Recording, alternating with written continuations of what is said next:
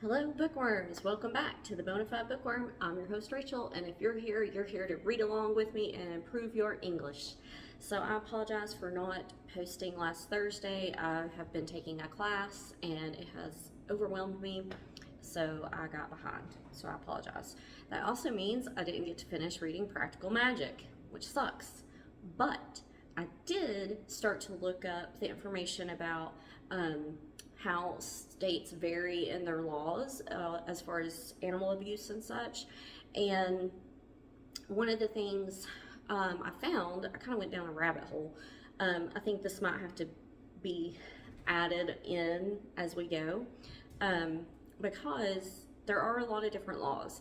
And the first law I ran into was a law called the Animal Welfare Act.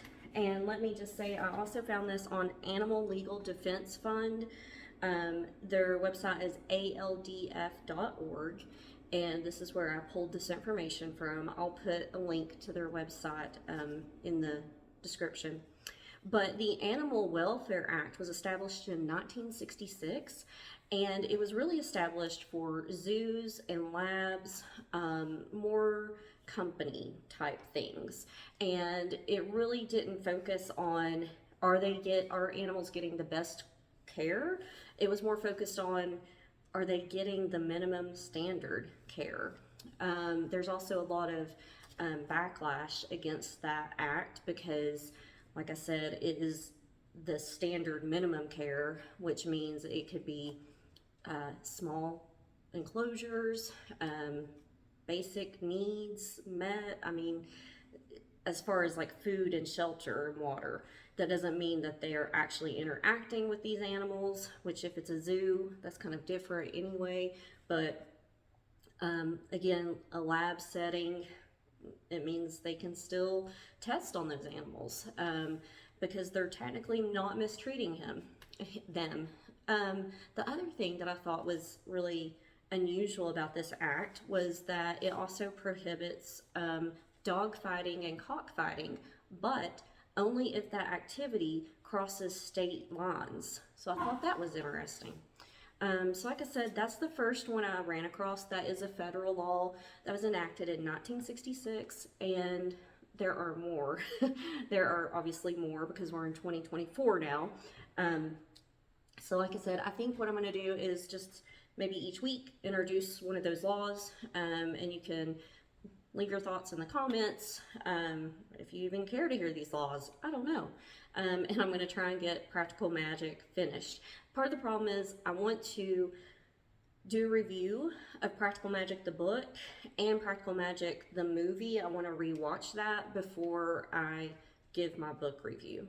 So I'm hoping to get that done soon. I will try. So we're going to go back to Saving Sadie by Joal, Derse, Dauer with Elizabeth Ridley. And when we left off, Joal had decided that she was going to adopt Sadie just because she should. But it's kind of cracking me up to read her story again and just hearing that back and forth. You know, I think anyone that's ever adopted or even purchased, whatever, but anyone that's ever got an animal has that back and forth in their mind, like, oh, should I not? Can I give them the time and care they need? I don't know. Like, you do that with yourself. So I've enjoyed hearing that, especially since she already has her in her house and obviously cares very much for her. So that's where we're going to pick up, is after her decision that she is going to adopt Sadie. We're on page 62. I took Sadie for her first follow-up appointment with Dr. Jody that afternoon. Dr. Jody didn't seem at all surprised that I decided to give Sadie at least another month. I think she had known right away that I was developing a bond with this very special dog. Dr. Jody's exam revealed that Sadie was already showing signs of improvement as a result of my attention and tender loving care. The poultice I was using on her forehead was drawing the bullet closer to the surface, and the salve and bandages were helping heal the sore on her back foot. But now that I had committed 100% to rehabbing Sadie and getting her walking again, we needed to kick Sadie's treatment plan into the highest possible gear, and we needed to start immediately. Dr. Jody proposed we spend the next 2 months building up Sadie's strength and overall health by continuing her high-protein, nutrient-rich diet, supplements, and exercise, and by adding swimming, massage, and intense physical therapy so that by July she would be strong enough to handle surgery to amputate her left back leg, thus allowing her to walk on the 3 remaining good legs once fully strengthened. I was candid with Dr. Jody about my financial situation, so he struck a deal in which I would drop Sadie off at Dr. Jody's clinic at 9 every morning before I went to work, and then pick her up again after work at 5 p.m. While Sadie was at Dr. Jody's during the day, the staff would work with her whenever they had a free moment between patients, performing acupuncture in hopes of stimulating and regenerating her damaged, weakened nerves, deep muscle massages, and essential oil baths. I also arranged for Sadie to go swimming 3 times a week at Think Positive, a nearby dog training and agility center that included a specially designed indoor heated swimming pool for dogs.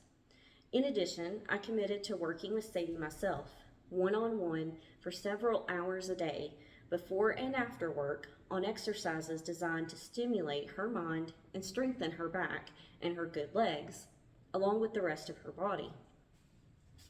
This would all prove to be as exhausting as it sounds. But when I'm all in, I'm all in. And Sadie needed to be my top priority if this was going to work. My next step was setting up a Saving Sadie bank account at the nearby Landmark Credit Union, so people, if interested, would be able to contribute to the cost of Sadie's ongoing care.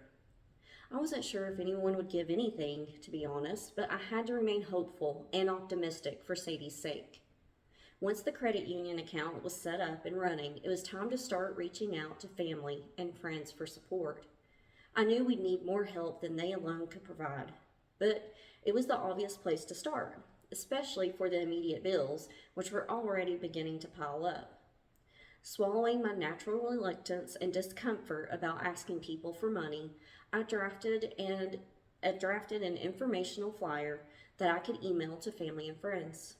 At the top was a cute picture of Sadie stretched out in the grass with a bright yellow bandana knotted jauntily around her neck. Below that, I wrote, "Will you please help me?" And then the body of the message. Dear family and friends, in life we have so many choices. Each given moment we can choose to do right or wrong, say yes or no, or to take or give. I was moved to make a choice based on being chosen by the look of a dog in need. I just had to help when no one else was choosing to help. I invite you to join me in making a choice to help with unconditional love and support. With your help, we will make a difference in the life of an innocent victim. A week ago, I was on autopilot, doing work for a client. We chose to donate discarded blankets and linens to a no-kill animal shelter in southwestern Wisconsin. The flyer went on to describe how I found and rescued Sadie, and how she needed acupuncture and swim therapy, in addition to other treatment in preparation for her surgery. I ended by sharing our goal to give Sadie a quality of life as close to normal as possible, and asking people to contribute whatever they could, whether $5 or $500. At the bottom of the page, I included 3 more photos of Sadie, one showing me bandaging the sore on her foot, one helping her relieve herself, and one of me dabbing ointment on her forehead wound. I chose those photos because they demonstrated in a concrete and visual way how Sadie required intensive hands-on care, but also highlighted her intelligent face and beautiful black and tan markings. "You are such a lovely girl," I reassured her, cupping her chin in my hands and massaging the base of her ears with my thumbs. She closed her eyes and sighed with pleasure. Let's hope these pictures touch other people's hearts as much as you've touched mine. With help from some of my more tech-savvy friends, I imported my list of email contacts, composed a brief cover letter, attached the flyer, and hit send to over 200 of my family, friends, and others, feeling a mixture of hope, anxiety, and trepidation. I'm not by nature a deeply religious person, but looking back now, I can see that one of the many ways that Sadie changed me was by teaching me the true meaning of faith and what it means to believe in something wholeheartedly. How to have hope when having hope is your only option. Okay, Sadie, I told her, it's out of our hands now. Let's cross our fingers and pause and pray that some magic happens. And we're going to stop there. I know this is short, but we're going to stop there because it's just a nice little page break there on page 66.